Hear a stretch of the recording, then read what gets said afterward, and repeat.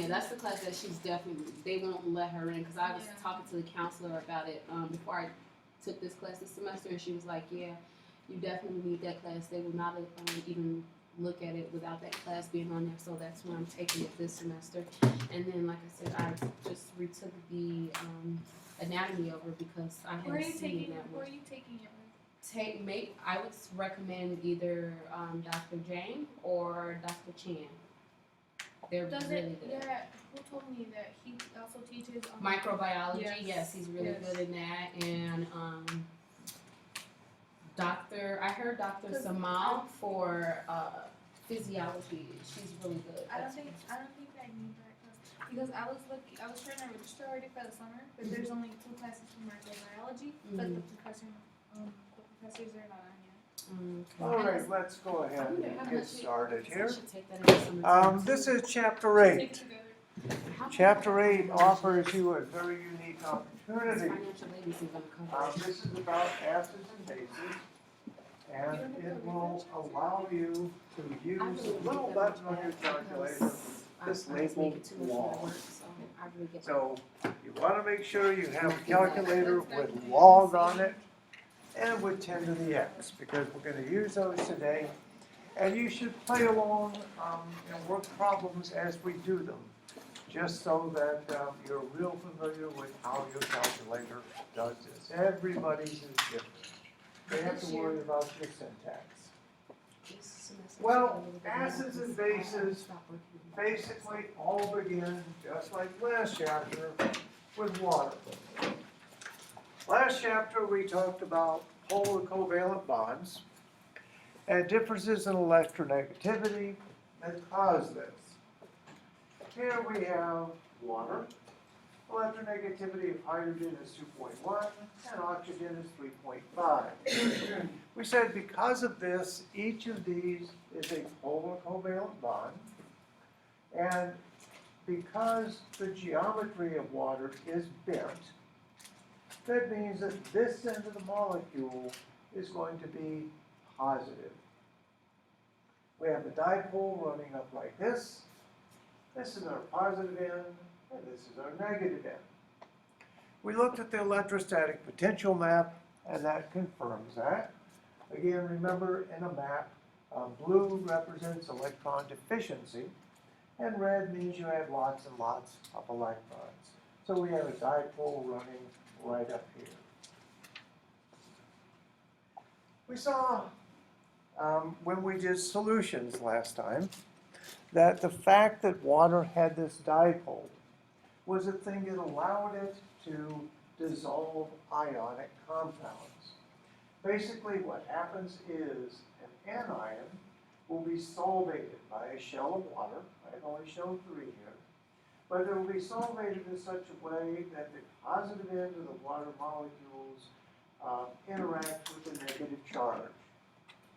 Over here we have a positive, the sodium cation, and that is solvated with the water oriented this way, the negative end pointing towards the positive charge.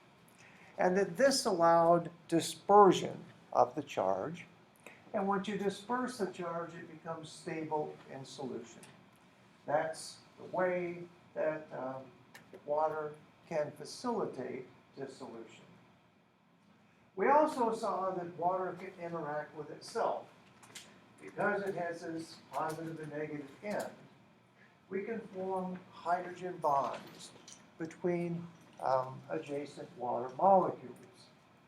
This is one water molecule here surrounded by 4 others. You can form 4 decent hydrogen bonds to one single water. And we saw that this goes on in a really macro ultrastructure. This is a rendering of water, and you see lots and lots of hydrogen bonding to all of these. Now these are very, very dynamic. They only last for 10 to the minus 6 seconds or so. And then the whole complex will rearrange. Nonetheless, there's lots and lots of energy associated with these hydrogen bonds. Now, there's another consequence of hydrogen bonding in water. let's just start off with two happy little water molecules and their hydrogen bonding away. This is a negative end, and here's a positive end. Again, in water, this is common. That happens all the time. The red is the negative? Yep. Okay. This is the oxygen, so this is going to be the negative end of the dipole. Okay. Hydrogen's on the positive end. Well, as we saw on the previous slide, some of this hydrogen bonding involves real interaction between an oxygen and hydrogen. It looked like they were just being swallowed, frankly. But aren't hydrogens the weakest bond still? Nope. Hydrogen bonds are much weaker than a covalent bond. Yeah, much weaker than a covalent bond. In terms of interactions, hydrogen bonds are perhaps the strongest intermolecular interaction. Well, let's say that these guys are just sitting here having a good time hydrogen bonding, and we just give a little push of energy. Oh my goodness, PowerPoint didn't crash on me, did it? Ah. And this can happen.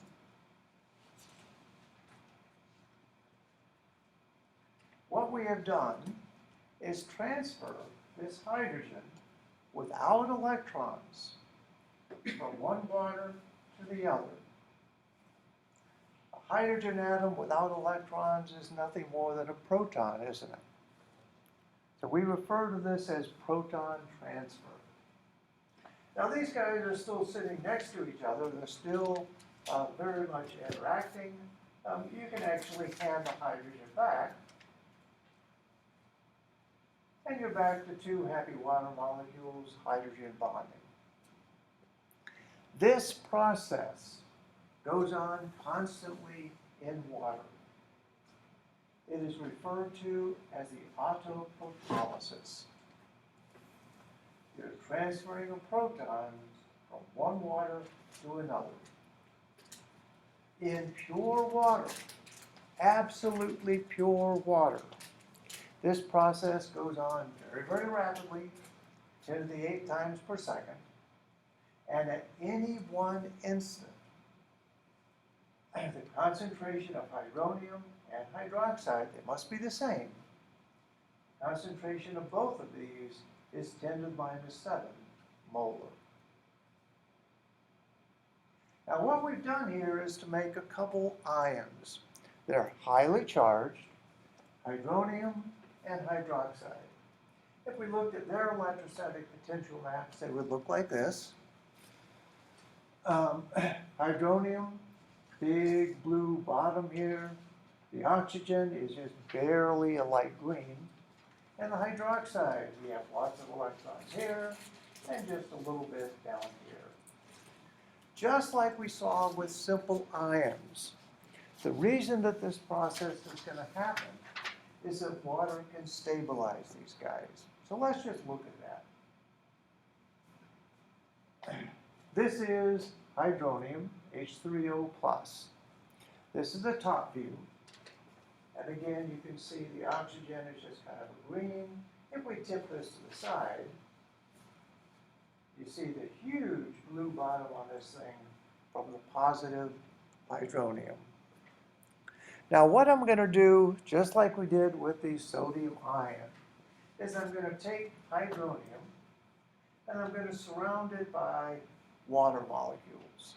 I'm going to start with just 3. Remember, we have our big blue ball right here. And what we do is calculate the electrostatic potential map for this cluster of 4. When we do this, you see that the big blue is gone, and that we have spread the positive charge out over just these 3 adjacent waters. Well, water actually lives in neighborhoods with more than 3. Typically, it's at least 8. So let's go ahead and recalculate this with our hydronium sitting here. surrounded by, these are actually only 7 because I didn't want to put one up here. That would interfere. But this is hydronium right here in the middle. And just like before, here's our big blue ball, okay? Now, if we calculate what this whole cluster looks like, it actually turns out like this. This is the hydronium. Not only is the blue totally gone, but the oxygen end is now a nice happy pink. Remember, here it is, right here.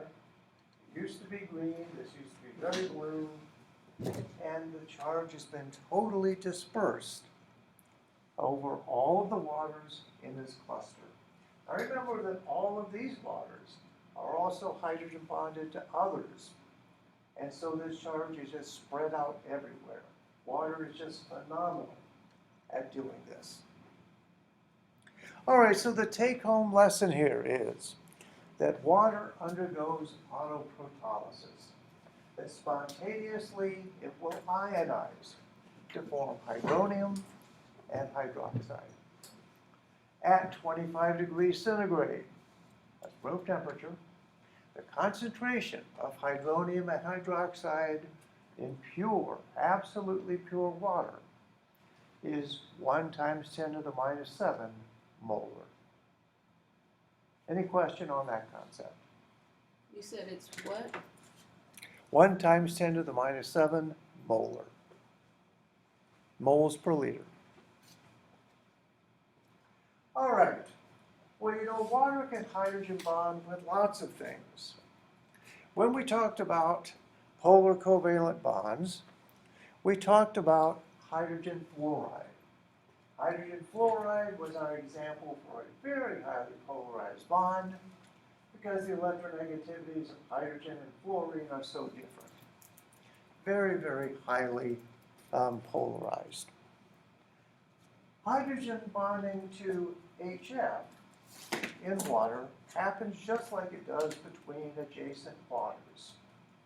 So let's just make this HF, and again it's hydrogen bonded to a water. Remember, this is the positive end of HF, and this is the negative end of water. Just like what happened with water itself, this hydrogen can be transferred as a proton from HF to water. Think about that. We're actually going to break the covalent bond here.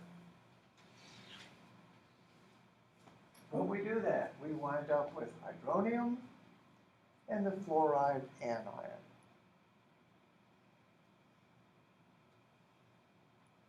Now again, the reason that water can do this is that both of these are going to be stabilized by solvation shells, and these charges will be spread out.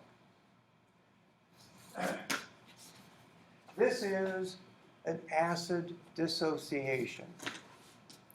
HF is an acid. In the presence of water, it will form hydronium and fluoride anion. Now, this reaction can happen both ways, both directions, just like we saw with water handing the proton back and forth. HF, in the presence of water, gives hydronium and fluoride anion. Fluoride anion and hydronium transfer the proton back and get HF in water. So this reaction goes both directions at the same time. Very, very, very rapidly. This is what's known as an equilibrium dissociation.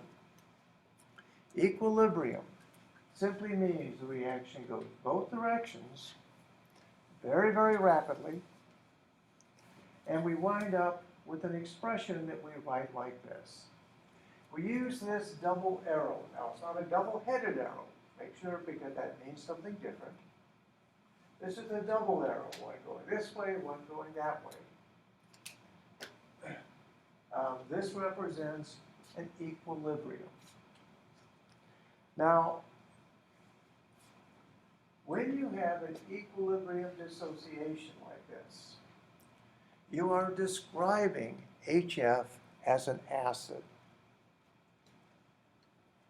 Compounds that ionize in the presence of water to produce hydronium ion are called acids. Now we're going to have two categories of acids: strong acids and weak acids. There are no in-betweens. They differ in the amount of hydronium that you get at equilibrium. If you have a strong acid, virtually all of the acid will undergo ionization to form hydronium. So you have lots and lots and lots of hydronium. If you have a weak acid, then at equilibrium, most of the stuff is unionized, and you just have a tiny bit of hydronium in solution. We're going to deal, in this class, we're going to deal with strong acids. We're not going to do weak. You can save that for general chemistry. Again, the relative amount of hydronium in solution describes whether something is a strong acid or a weak acid. Now a classic, let me just do the definition here. Bronsted acid-base theory. Bronsted was a chemist, and he described a theory of acids and bases. The terminology that we use, a Bronsted acid is a proton donor. In this equation, HF donates a proton, so it is the Bronsted acid. A Bronsted base is a proton acceptor. In this forward reaction here, what accepts the proton? Water does. So this is our Bronsted acid and our Bronsted base. Now let's look at a classic strong acid. Hydrochloric acid. We've used this in lab many times. In the presence of water, HCl will undergo ionization to give hydronium and chloride anion. At equilibrium, virtually all of the HCl is present as hydronium and chloride. There might be 1 molecule per billion that still is HCl. Probably less than 1 per billion. It's still HCl. So it essentially totally ionizes. That's what a strong acid means. Now here's a little silly movie that's going to tell you the same thing. A strong electrolyte is a compound that ionizes completely in solution. Hydrogen chloride breaks into hydrogen and chlorine ions. Now, if this was absolutely correct, and they had 1 billion or so of these guys, there would be 1 that would still be HCl. But virtually all of it goes to hydronium and chloride. That's what makes a strong acid. Now the strong acids that we typically deal with in lab, we just saw hydrochloric acid, hydronium and chloride. This is nitric acid. This is a model of nitric acid. If you think about nitrate, NO3, in nitric acid, all you do is you put this hydrogen here on one of the oxygens. This bond is what ionizes, and we get nitrate and hydronium. This is perchloric acid. Perchloric acid, this is perchlorate. And perchloric acid, we also take the hydrogen and put it on, one of the oxygens. It can be on any of them. It is on one of them. This is the bond that ionizes. Again, we get perchlorate and hydronium. All of these are classic strong acids. So in solution, there's almost none of these guys, and there's all of this stuff. These are also referred to as monoprotic acids. A monoprotic acid simply means that we are donating one proton. Remember, the hydrogen comes across without electrons, and that makes it a proton. Sulfuric acid, H2SO4, everybody's favorite acid, also ionizes in water. This is what sulfuric acid looks like. We have hydrogens on two of the oxygens now. These come off one at a time. When we lose the first one, we form hydrogen sulfate and 1 mole of hydronium.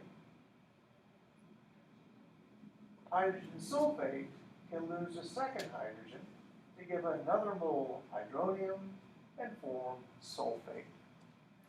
Just like we call these monoprotic, this guy would be diprotic, again because it can transfer 2 protons.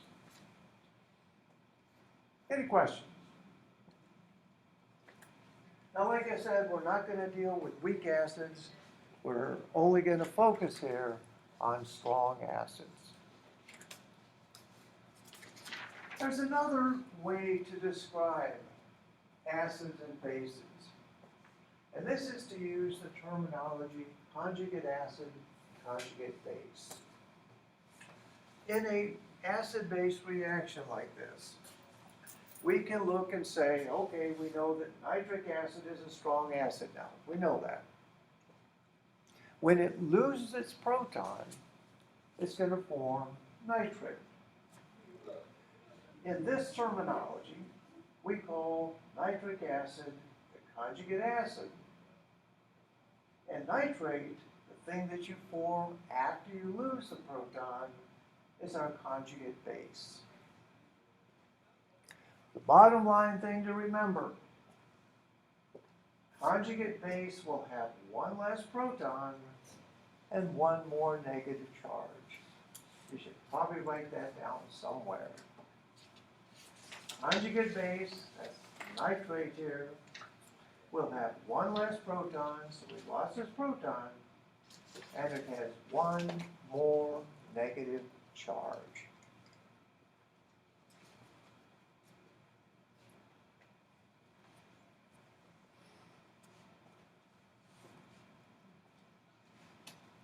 Any questions? Also, you want to remember, just notice, make sure you know, these are the same compound. They're just missing a hydrogen, aren't they? So if you're looking for a conjugate acid-base pair, they're the same compound. They just differ by a hydrogen and a charge. Let's look at some examples here. Go ahead and look at this list. You've got it on your sheet. And very quickly identify the conjugate acid-base pairs for the forward reactions. That's going this way.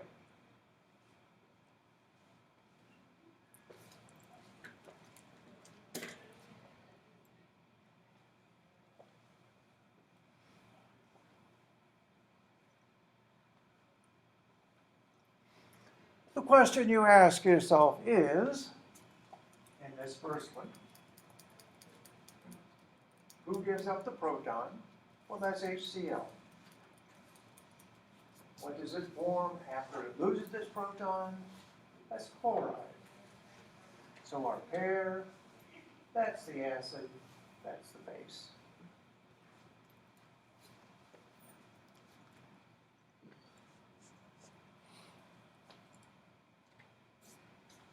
Our next one,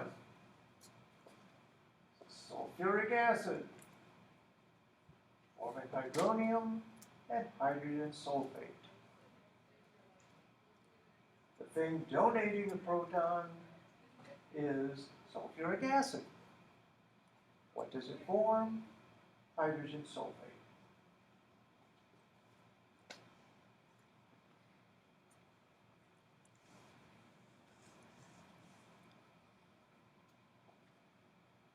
Our next one, hydrogen sulfate. is now going to donate the second proton. So it's the acid, isn't it? And what does it form? Sulfate.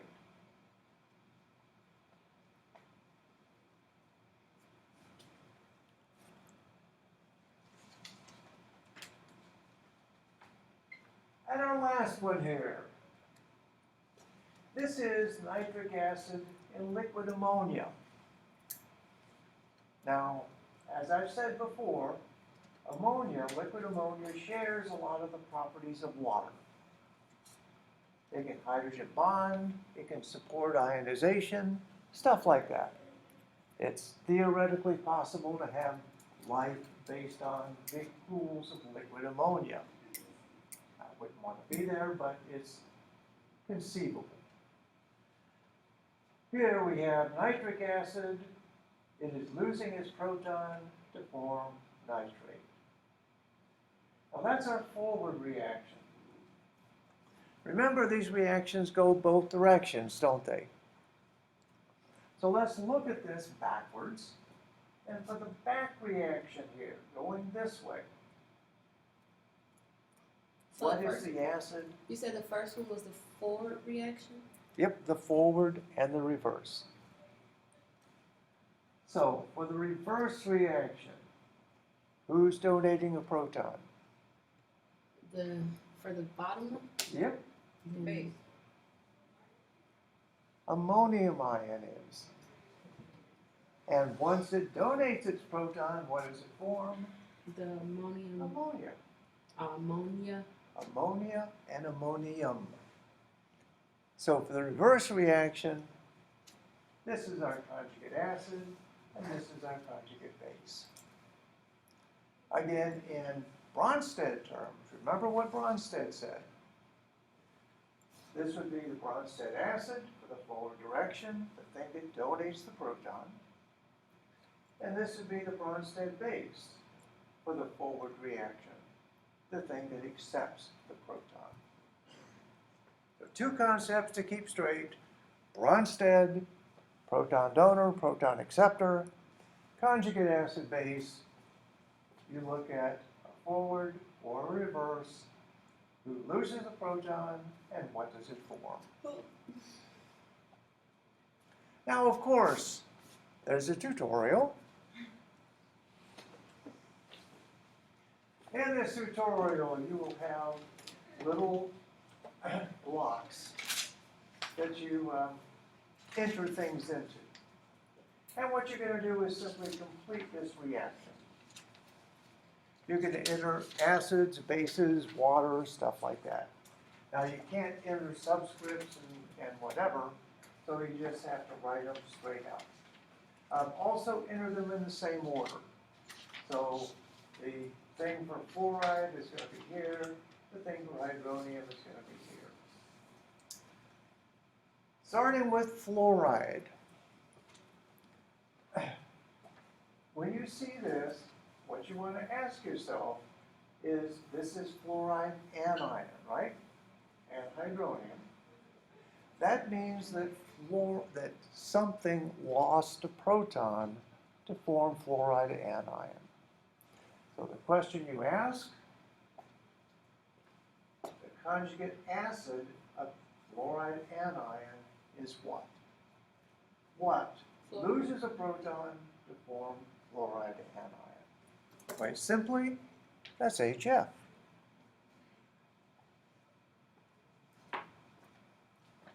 For our second box here, we're going to form hydronium, right? If this is our Bronsted acid, what would our Bronsted base be here? The thing that accepts the proton to form hydronium. What species gains a proton to form hydronium? That's water.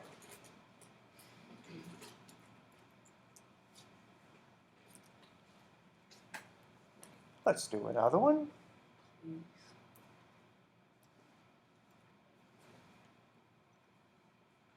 Here we have chlorate anion and hydronium.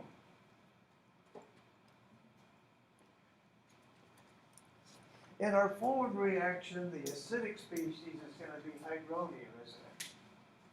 That's the thing that's going to be our Bronsted acid.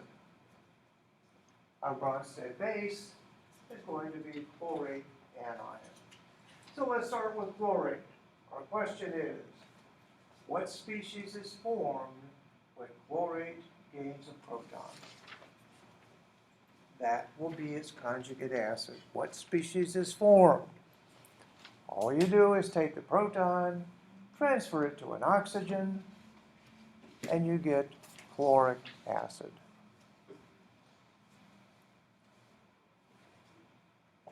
Our second box here. Hydronium is giving up its proton, isn't it? When it does, what does it form? What species is formed when hydronium loses its proton? Very simply, that's water.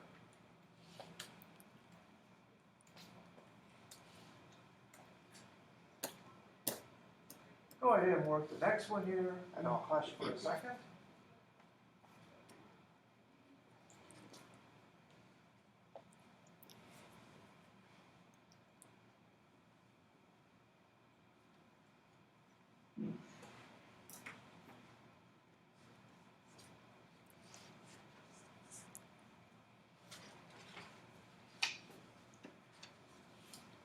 In our forward reaction here, what's going to be the acid?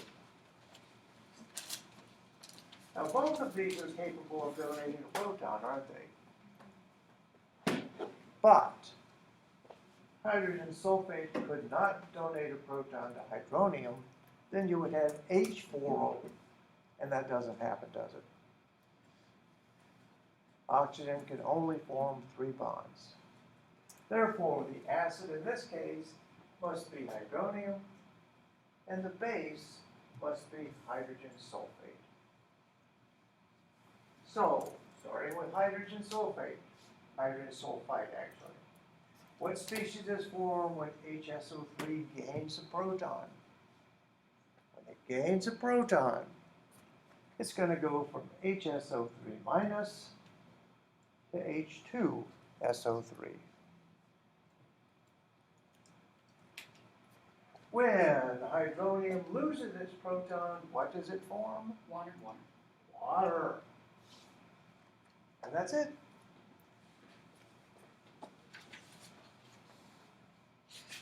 Any questions?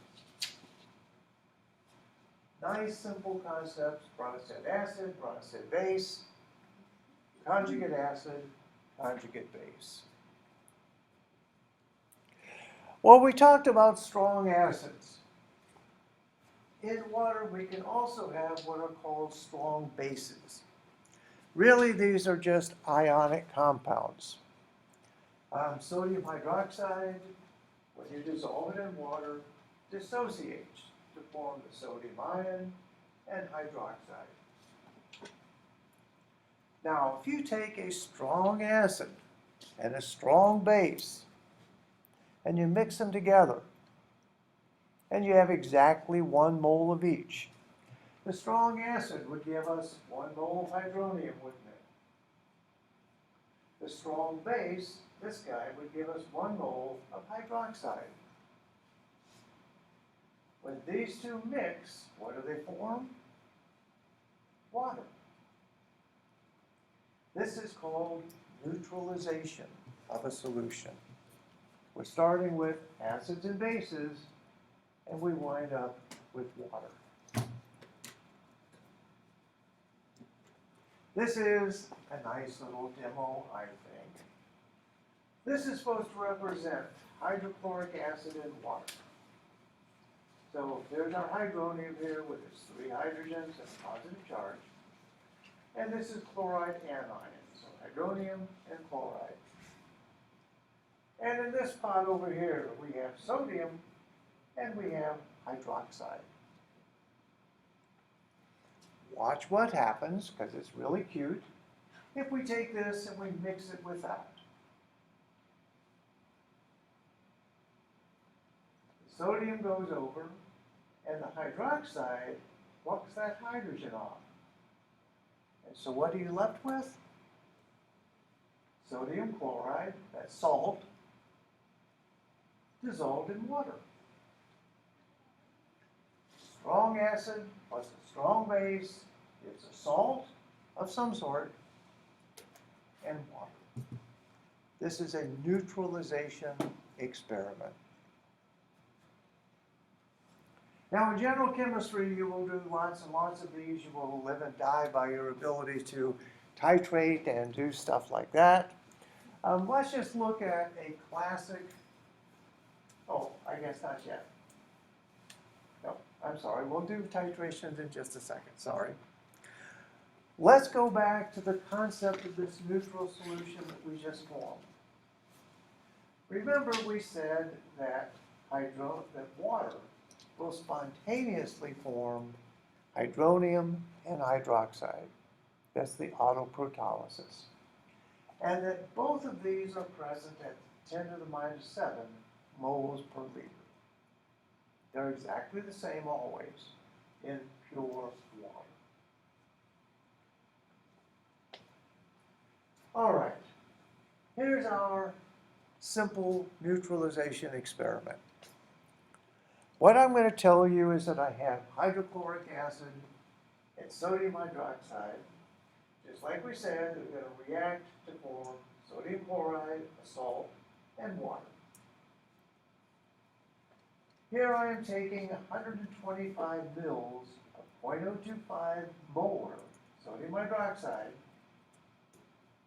and I'm reacting it with 125 mils of hydrochloric acid solution. But I don't know the concentration of my hydrochloric acid solution. Therefore, what we're going to do is find a way to calculate the molar concentration of our HCl solution. Now, it's actually very simple. If you look at your equation, 1 mole of sodium hydroxide reacts with 1 mole of HCl, doesn't it? Now, we have reacted these until it was neutral.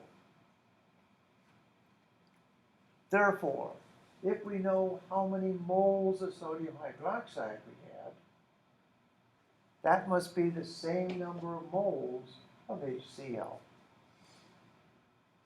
They must be exactly the same number of moles if we wind up with a neutral solution. So, how do we calculate the number of moles of sodium hydroxide? Think back to this is chapter 7 we did this, right? Or maybe not. Anyway, we did it once, maybe in chapter 4. If we take our concentration, multiply it by our volume, we get moles. One of the things we always remember, concentration times volume is moles. So we know the concentration of our sodium hydroxide is 0.025 molar. We know a volume that has to be in liters, 0.125. Our liters here will cancel. And then we just simply calculate moles by multiplying these together. And it's 3 times 10 to the minus 3 moles of sodium hydroxide. Now, since this must also be the same number of moles of HCl, and we know the volume of our HCl, we can calculate its concentration. Because remember, moles divided by liters gives concentration. Now, we just calculated moles of sodium hydroxide. This is exactly equal to moles of HCl. So all we do is divide moles by liters, and by gosh, this is 0.025 molar also. Now again, in general chemistry, you will do neutralizations like this forever. Okay? You'll do this a lot. It's a very simple concept. As long as you remember, for your known solutions, you can always calculate moles and then divide moles by liters to get concentration. Let's look at a couple of simple exam questions here. This is conjugate acid, conjugate base. Select a pair in which an acid listed is followed by its conjugate base.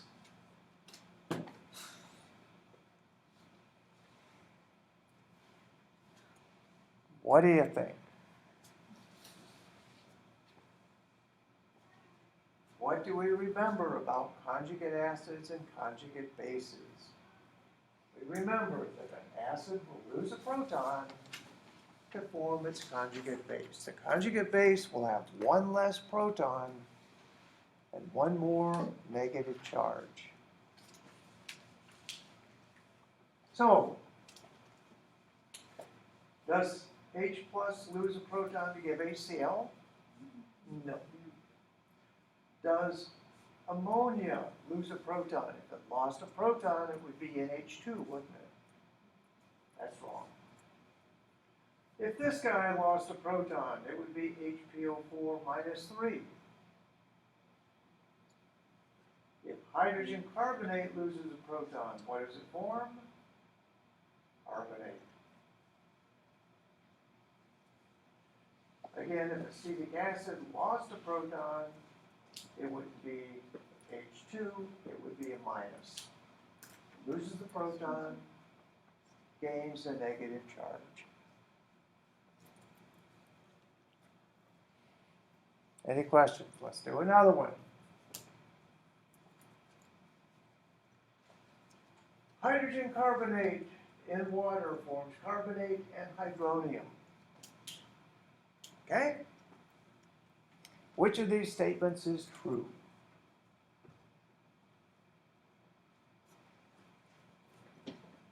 Hydrogen carbonate is an acid. Yeah, well, it is going to donate a proton, so it's a Bronsted acid, right? And water is its conjugate base. No, because the conjugate base is the same compound, just minus a proton, right?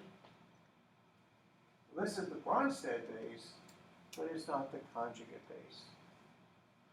Hydrogen carbonate's an acid, we know that's right. Carbonate is its conjugate base. When this stuff loses a proton, it forms carbonate and one more negative charge. So this is the correct one. But let's look at these. Hydronium is an acid. Well, that's true, but that's not for the forward reaction here. Water is an acid. It could donate a proton, but carbonate's on the other side. And again, this goes for the back reaction. So B is the only correct answer for this one.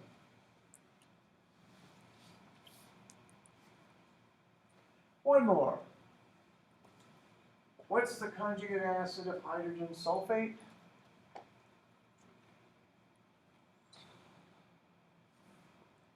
You have to ask yourself, the base will gain a proton to form its conjugate acid, right? So this is the base. What would its conjugate acid be? One more proton, one less negative charge. Sulfuric acid.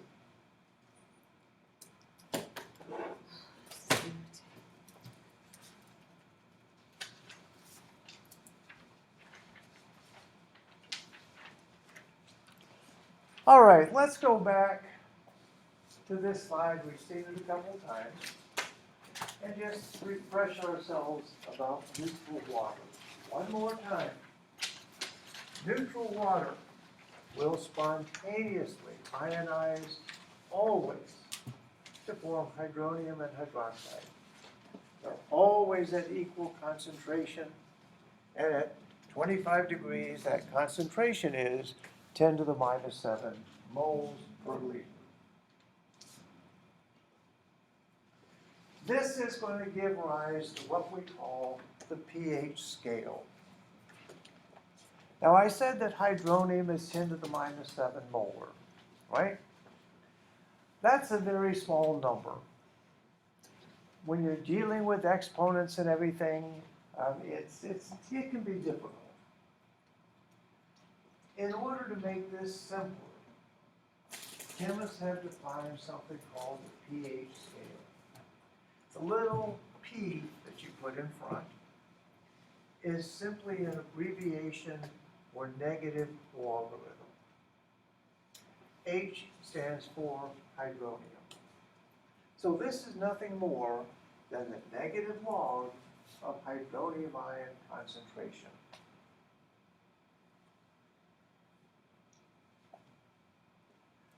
A base 10 log of a number is the exponent to which 10 must be raised to produce that number. Okay, that's all a logarithm is. It's an exponent. For example, 10 times 10, we could write that as 10 squared, can't we? This is the exponent. Therefore, the log of 100 is nothing more than that exponent, and it's 2. So the log of 100 is 2. It's the power that 10 is raised to make that number. If we look at 1,000, that's 10 times 10 times 10. The log of 1,000 is 3. It's simply the exponent. Now, if you're dealing with even powers of 10, that's very, very easy. Most problems are not going to be even. 316 is actually 10 to the 2.5. The log is nothing more than this exponent, and that's 2.5. The log of 316 is 2.5.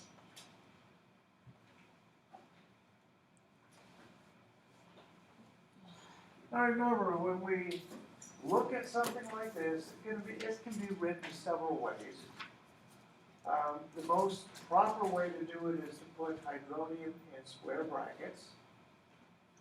Anything in square brackets in chemistry means that's the molar concentration. This is also abbreviated here just as H plus. Again, it's a negative log. All right, let's do something neat here. We know in neutral water at 25 degrees, hydronium is 10 to the minus 7 molar. What's the log of 10 to the minus 7 molar? It's just that exponent, isn't it? So the log is minus 7. Now remember, we define this as the negative log. So once you find the log, you multiply it by minus 1. Negative log is therefore 7. The pH of pure water is therefore 7. That's where pH 7 comes from. pH 7 tells you that hydronium ion concentration in pure water is 10 to the minus 7 molar.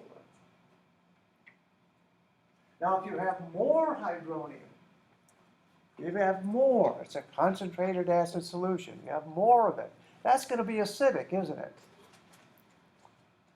If you have more than 10 to the minus 7, the pH will be a smaller number. If we have less than 10 to the minus 7, the pH will be above 7. Any solution with a pH that is less than 7 is acidic. If it's more than 7, it's basic. If it's exactly 7, it's neutral. That's the concept of pH. Now think for a second, make sure this works for you. hydronium is 10 to the minus 7 molar. The log of that is minus 7. The negative log is 7, and that's the pH of water.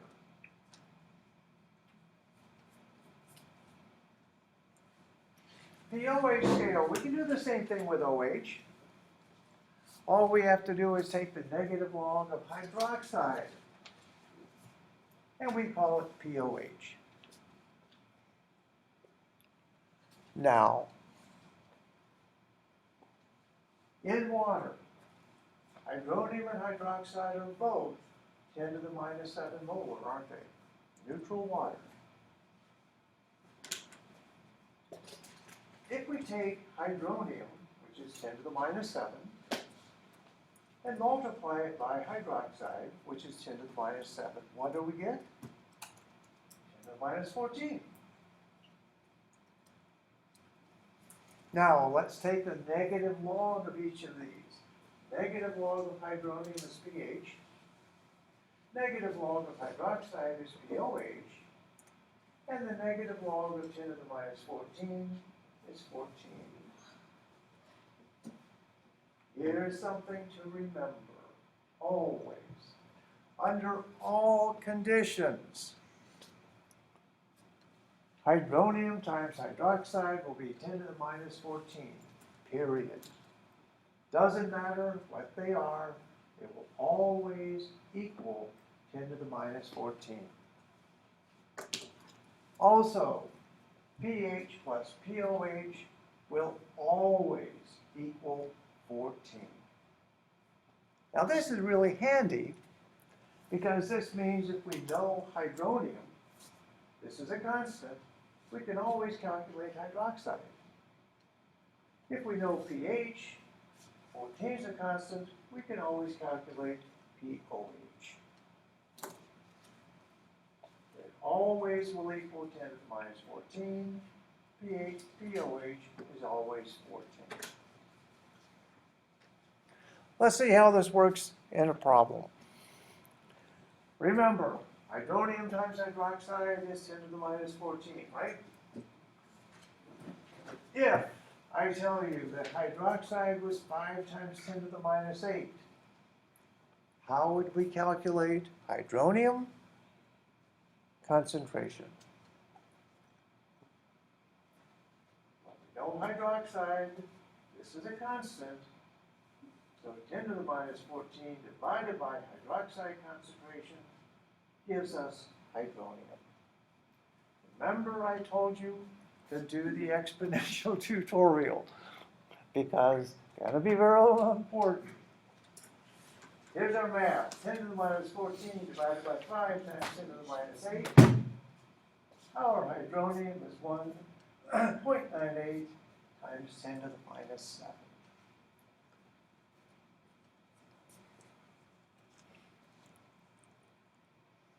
All right, we'll do more of these calculations later.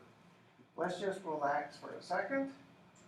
Oh, just to prove it to yourself here, if this is the hydronium I gave you, hydroxide, hydronium we just calculated, multiply them together is 10 to the minus 14. All right, the pH scale. This is what it looks like. Water, you know, is neutral, 1 times 10 to the minus 7, hydronium. Stomach acid is right about here, 1 pH 1.5. Very strong acid. Cheap red wine is about pH 3. And coffee. Just above pH 7. We have blood, sweat, and tears. What about good coffee? Good coffee will be closer to neutrality. Yeah. Seawater is up at 8. Bleach and ammonia, 12 or 13. And if we add 1 molar sodium hydroxide, that would be 14. Now in lab, you measure hydronium or pH using what's called a pH meter. Probably, well, maybe in general chemistry they'll let you use a pH meter. The reason that they don't let people use them all the time is that this little probe here is called a glass electrode. The glass bulb on the end is about as thick as a human hair. And they're roughly $100 each. So, you know, you go and you put it in your beaker and poop the bottom, it goes, and you're out $100. But it's just a millivolt is all it is. The electrode is designed so it sets up a potential across this very thin glass bulb. This is a millivolt meter, and it simply reads that voltage. You calibrate it with known solutions, and then you can interpret that voltage in terms of pH. The way that you typically do it in lab, that you can't break, is to use pH paper. Now, pH paper is kind of a miracle of engineering. There are compounds, and we've seen phenolphthalein. There are compounds that change color depending upon the pH. These are called indicators. Here's some examples: thymol blue, methyl orange, bone creosol green, methyl red phenolphthalein, colorless and acid, and then it turns this rich pink when it gets to be alkaline. This is phenolphthalein. This is what it looks like. And when you go to the basic side, you're removing one of these protons. That gives it the color. The pH paper is a mixture of different indicators in just the right combination so that regardless what pH you stick it into, it will go to a unique color. Now that's kind of neat. Actually though, red cabbage beat us to it. Cabbage juice. If you take juice of a nice happy red cabbage and you put it in an acidic solution, it will turn this remarkable red. Neutral solution, it'll look like the cabbage, kind of purple. And as you make this basic, it goes to blue and then finally to a horrid green. The lesson here is that if you are sauteing red cabbage, you want to add a little bit of vinegar, don't you? To make sure it stays on the acid side. If you, by some chance, added a little bit of baking soda instead, you would wind up with a horrid green cabbage that nobody would eat.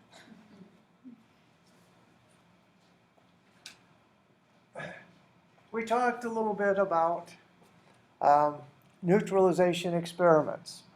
This is how you do a neutralization in the laboratory using an indicator. Here we have a burette, it's called, and it's got a scale on it. Your sample is in our beaker here, and I'm going to pretend that I added a couple drops of phenolphthalein to it. You start off by reading your initial volume very accurately. Then you slowly open this little stopcock and let the stuff dribble out. When you hit the color change, you stop, you read your burette again, and the difference here tells you the volume. If you know a concentration and a volume, you know moles, don't you? And that's how you're going to do this in general chemistry. Called a titration. Any question?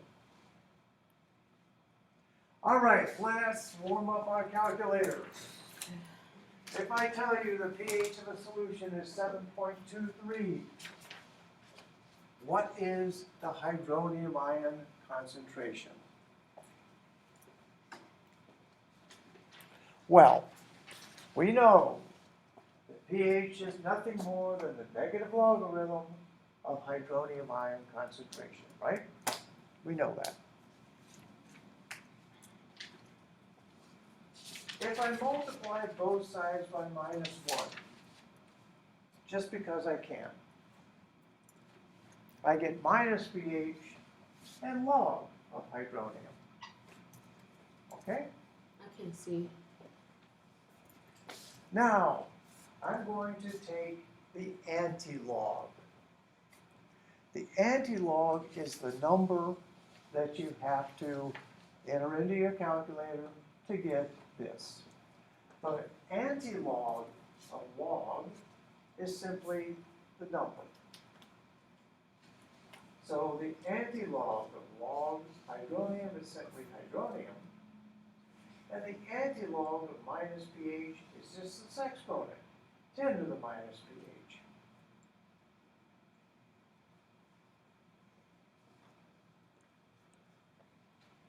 Now, let's go ahead and substitute. We know our pH is 7.23, so our problem simply is what number is 10 to the minus 7.23.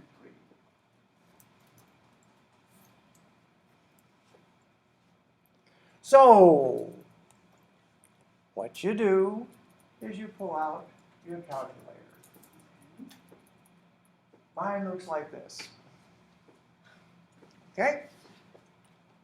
You look at your calculator, and you're looking for a log button and a 10 to the x button. On this one, you have to hit the little inverse or green button in order to do 10 to the x. Every calculator is going to be different. All right, so on my calculator, what I want to do is type in our minus pH value, 10 to the minus 7.23. Now, I want 10 to the x, don't I? So, on my calculator, I hit inverse, and then I hit this button, and by gosh, that's what I get. I don't have Can you log. show? Yeah, do it. Oh, it's right here. Yeah, I think you do. Oh, okay, I see, yeah. Yeah, but it's not coming out to that. Wait. So we gotta put this On this one, you might have to, let's see, where you, No, it's right here. okay, you might have to do 10 to the x. Now you type in your minus 7.23. You might have to close parentheses and a bit equal. Hi, I got it. What did you do? Yeah, Oh, I was gonna log. I was gonna do that. Okay, I'm doing this wrong. Okay, on that particular type of calculator, you hit Negative the 7.23. blue button and then 10 to the x. Now you type in your minus 7.23 and then hit enter. Okay, 10, Oh, no, you don't have I have second log second. Minus. and put Okay, negative. the same thing, right? Okay, so, let's see. Which Oh, one? okay. Thank you. Okay. I get the same thing, but I don't get the like. That's the that. next one. Give you I'm assuming this right here. Oh, yeah. Alright, So, 10. let's see. No. I did it if I want Second. Also put How many minus did you do? 7. I had to use a triangle. And Now you're gonna have to somehow seven, convert this into, this is the other one that I have to. This is probably about the easiest thing y'all do. Because Yeah. I was so dumb. Please I don't didn't sign really it. very nice deal. And when I This class frustrates me. Like the stuff didn't get my research right. Yeah, like I got lost because I only had like 4,000 emails I had to enter. Probably your So low. then I never turned it in, and I asked my grade. She's like, "Well, you're missing an essay." This is the. She's like, "You're missing an essay." If you want to- No, that's the one that I have to do for this day. So we- She said that she said, for you, I just turn it in as soon as possible. She's like, "Well, let's be fair." Now, let's try it again. She did do the 24, so. Well, no comments. No. Yeah, I should nice Where'd you go? quizzes. Reading, we took so many quizzes, like literally. My quizzes are like for B's, but when I don't understand the stories, they're like either D's, if it's like I'm like B, if it's like I don't understand the stories that we read. Okay, thank you. I got an A on my first paper. All right, isn't this Yeah, fun? the other one I don't know. Not really, but. Take these pH values and calculate hydronium.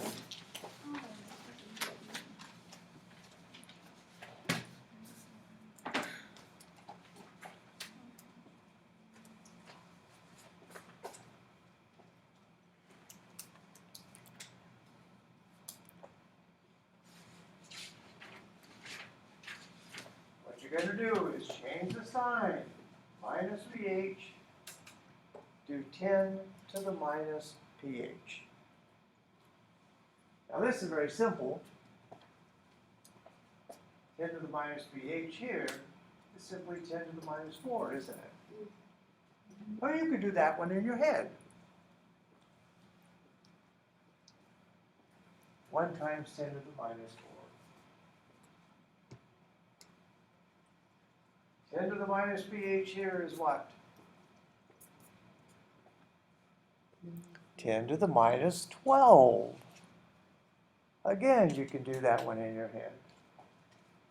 This one you can't do in your head.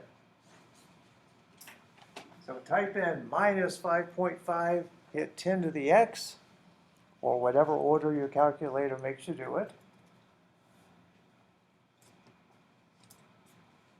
And what do you get? Quit. I got 3.16. 3.2 times 10 to the minus 6. You got it right. Yes, How I about got that? Doesn't that make you feel good? 1.23. 10 to the minus 1.23. It's 3.2. You got 3.2, not 2.3. You want, so we round up, right, when it's, Yeah. okay. 4.8 times 10 to the minus 2. And our last one has lots and lots of digits. But you can do the same. You're going to type in minus 7.025567 and do 10 to the x. However your calculator does it. Wait, 1.32. See? And you should get 9 times 10 to the minus 8. Yes. Now there's one secret that I didn't tell you. It's actually in your slide handout. You can read it if you care. And that has to do with significant figures. When you look at a pH value, like 5.5, 5.50, you look at that and you say there are 3 digits. Therefore, my concentration really should be 3 significant figures. But it's not. Yeah. That's because in a logarithm, these are logarithms, the stuff to the left of the decimal point is called the characteristic. That doesn't include significant figures at all. That's just exponents. After the decimal point, these are the digits that are significant. So this is really 2 significant figures, and that's why that's 3.2. Now, most chemistry professors don't even know that. So don't quote me. But that's just the way it is. So, I have a question. How did you get 4.8 times 10 to the negative 2 for 1.32? well, if you, on your calculator, hit the 10. Yeah, 10 to the x, type in minus 1.32, Oh, minus 1. minus a negative pH. Thank you. Got Got it. All right, well, we can go one way. Let's go the other. If I tell you we have a hydronium of 7.042 times 10 to the minus 7, what's the pH?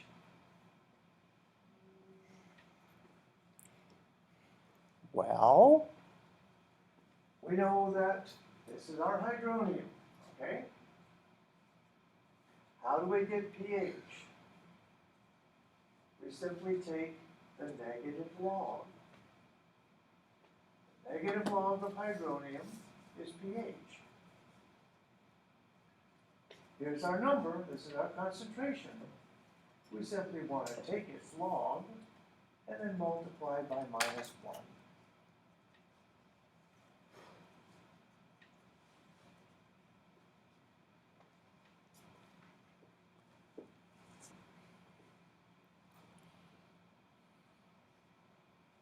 All right, so what do we do here? Pull out our calculator again. We want to type in 7.04 times 10 to the -7. Again, everybody's calculator is a little bit different. On this one, let's see.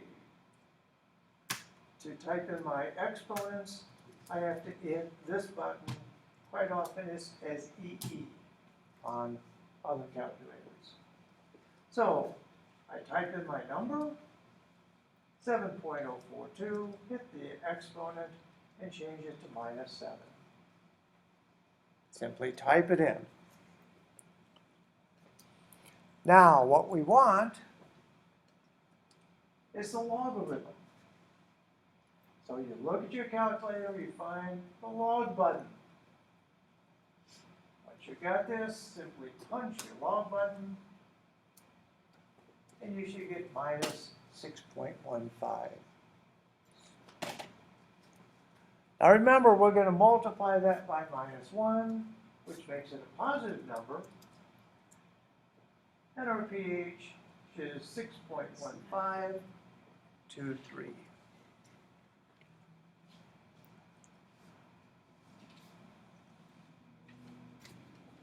So you type in your exponent, type in your number, hit log, and change the sign. That's all. I must have a different, mine says in log, so then that's not the same thing. That's natural log, right? You want log. I don't have a log. Yes, you do. Just like we did 10 to the x, the first time you hit it, it came up as E. Then the second time was 10 to the x. Right. So first That's time the you hit log? this is natural log. Second time you hit it, it should be log. That's my guess. It just shows the time. Hmm? Just shows the time. No, but you should go. I'm sorry. That's okay. Let's See, see what what you want is, well, that's good, this is a log. No, that's in log, it says. Now type in your minus, I'm sorry, your 7.042. Okay. Plus, Ooh, thank you.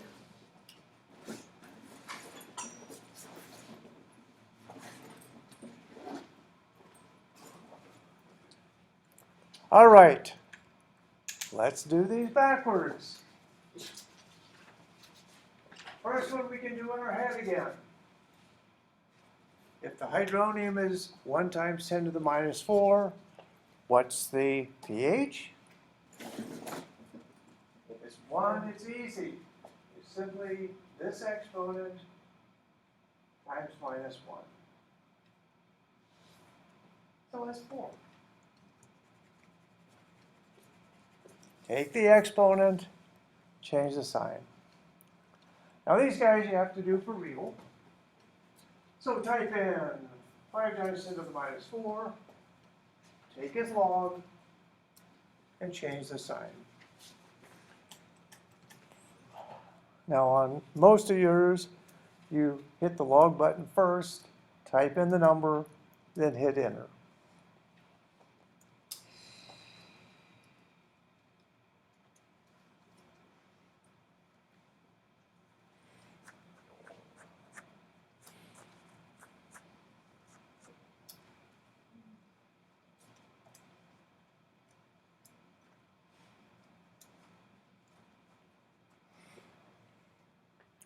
And our pH should be about 3.3.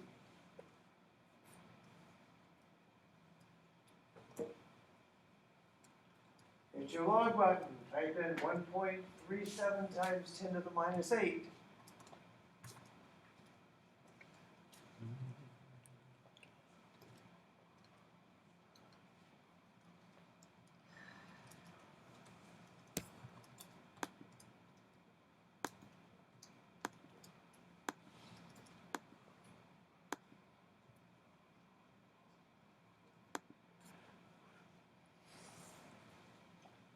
You should get 7.86. 7 times 10 to the minus 7.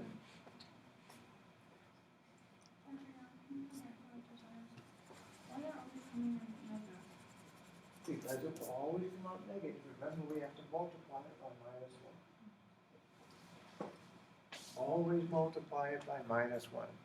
Take the log, multiply by minus 1.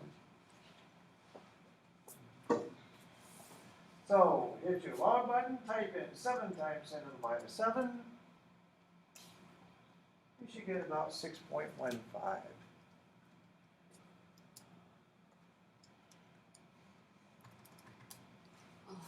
All right, somebody do the last one and yell out the number.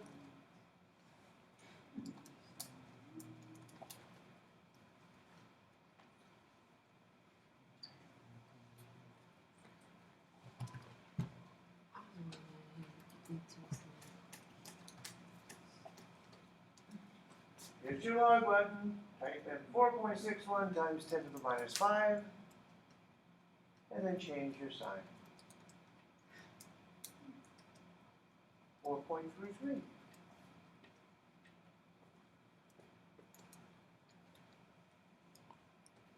Now, of course, there's a tutorial. This one is called Basic pH Relationships. In this one, we're going to use 10 to the minus 14. And we're also going to use pH and pOH equal 14. The problem here, we are given hydroxide, we want to know a pH. Now, in order to get a pH, we need to know hydronium, don't we? But we also remember that anything that 10 to the minus 14 divided by hydroxide gives us hydronium. So first step, 10 to the minus 14 divided by hydroxide is hydronium. So we simply plug in. Here's our 10 to the minus 14. Here's the hydroxide from the problem. Our hydronium is 1.64 times 10 to the minus 4. Now, to get our pH, all we do is take the log of 1.64 times 10 to the minus 4, just like we've been doing, and change its sign. 7.39.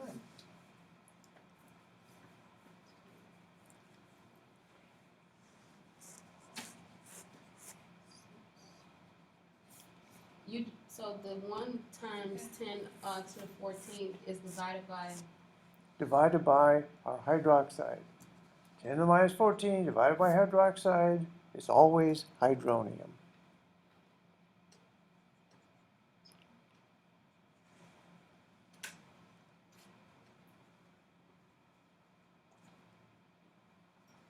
Let's do another one.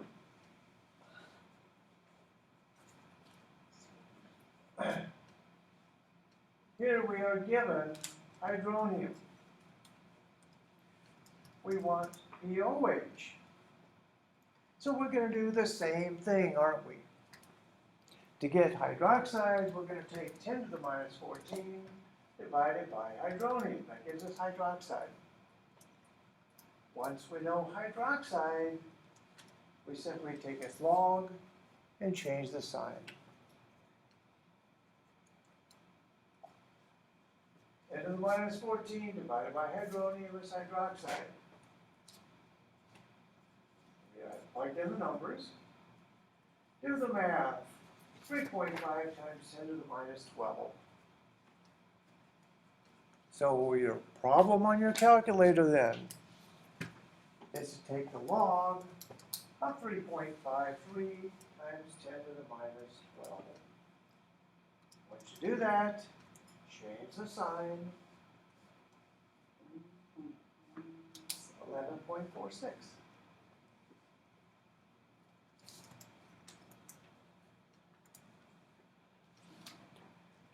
Now this is basic pH relationships. My favorite tutorial here is this next guy, called pH2 or something like that, I don't know. In this one, you are given a table. 3.53. How did you get to the, can you go back to that last one? How did you get to the 12? I got to the 18. I got the 3.53, but I got to the 18. So if you take 10 to the minus 14 divided by 10 to the minus 3, you get 10 to the minus 12. Yeah, just try that exponential division again. 1 times 10 to the minus 14 divided by 2.8 times 10 to the minus 3. Okay. You did the log thing, right? 10 to the... No, this is just straight division. Okay. All right, for this next one, you are given one of these guys, and you have to calculate the rest. Okay? You're given one of them, and you have to calculate the rest. So with this problem, we are given pH. Have to calculate POH, hydronium, and hydroxide. If we know pH, how do we calculate POH?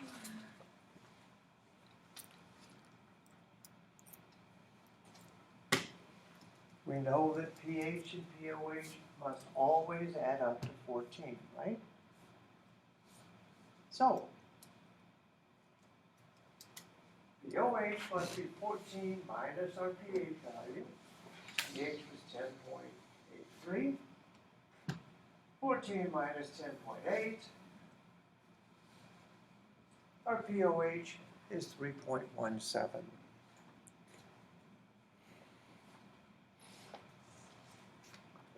Now to get hydronium, how do we do that? Remember, hydronium is simply 10 to the minus pH. That's the first problem that we did. On your calculators, I think you hit 10 to the x and then type in your number. So this is simply 10 to the minus 10.83. And it should be 1.48 times 10 to the minus 11. Hydroxide the same way. We're simply going to take 10 to the minus POH. Calculate our POH. 10 to the minus 3.17 is 6.76 times 10 to the minus 4. That's the law, right? No, you don't have to do all of this. You're simply doing 10 to the x. One more. Here I'm giving you hydronium.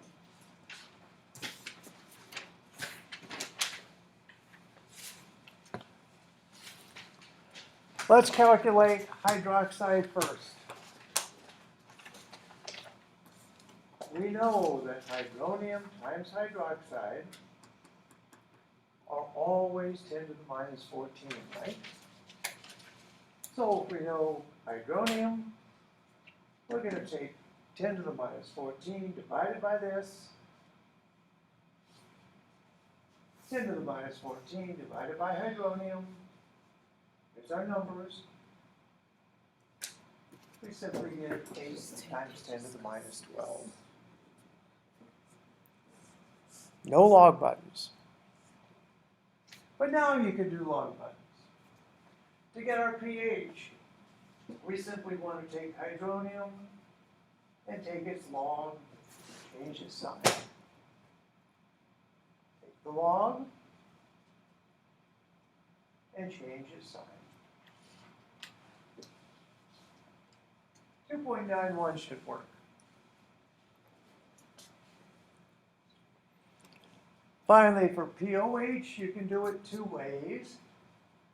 We could take our OH here, take its log, or we could just take 14 and subtract our pH. Either way works. Here I did it with the log method, and it's 11.09. You'll note that these two add to 14.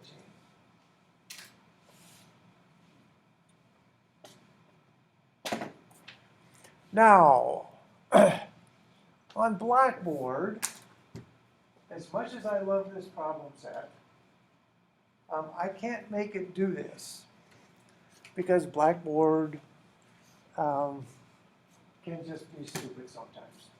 So I had to redesign this to stick it on Blackboard for quizzes and whatever.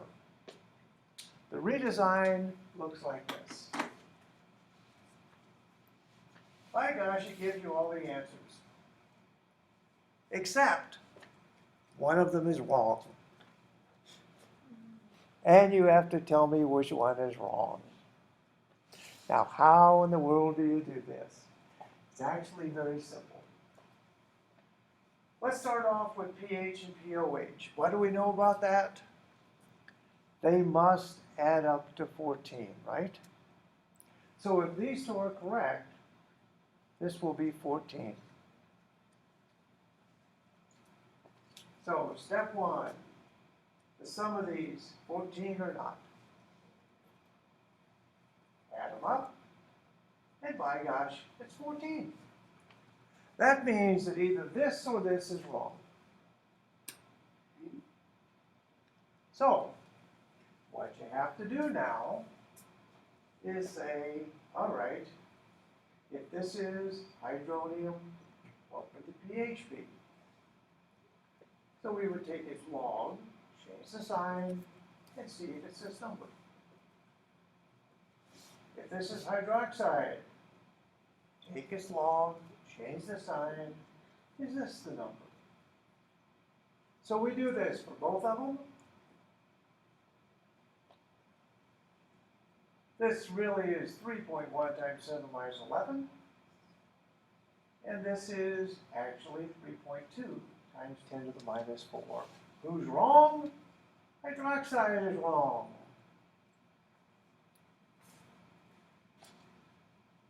It should be that. So what did you do again to do that? Hmm? What did you do to put that 3.2? What did you do? Simply 10 to the minus OH. We knew our OH here. Mm-hmm. Oh no, we knew POH. So 10 to the minus 3.949.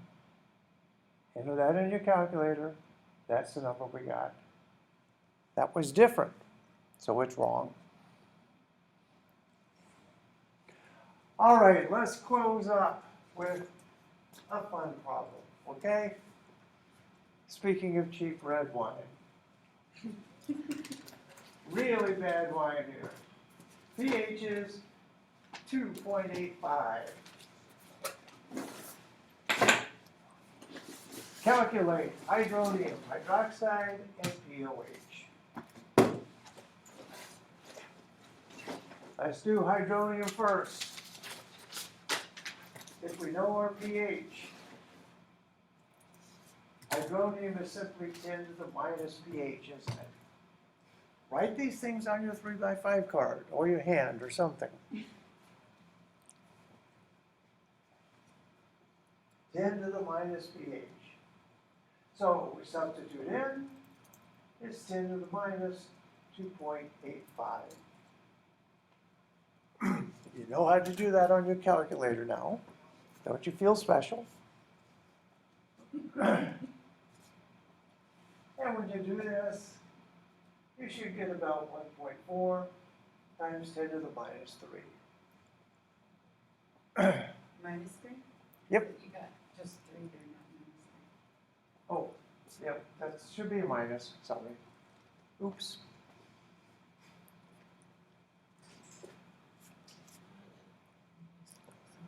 Let's do POH next because it's so easy. We are given a pH. How do we get POH? Well, we know that they must always add up to 14. If our pH is 2.85, POH is 14 minus that.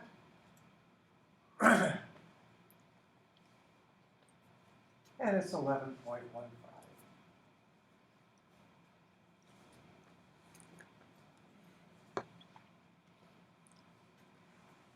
And now that we know POH, we can calculate hydroxide, really two ways.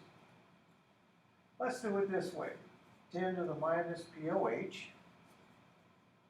We're just going to plug in our 11.15 and do 10 to the X. Our hydroxide is 7.1 times 10 to the minus 12 molar.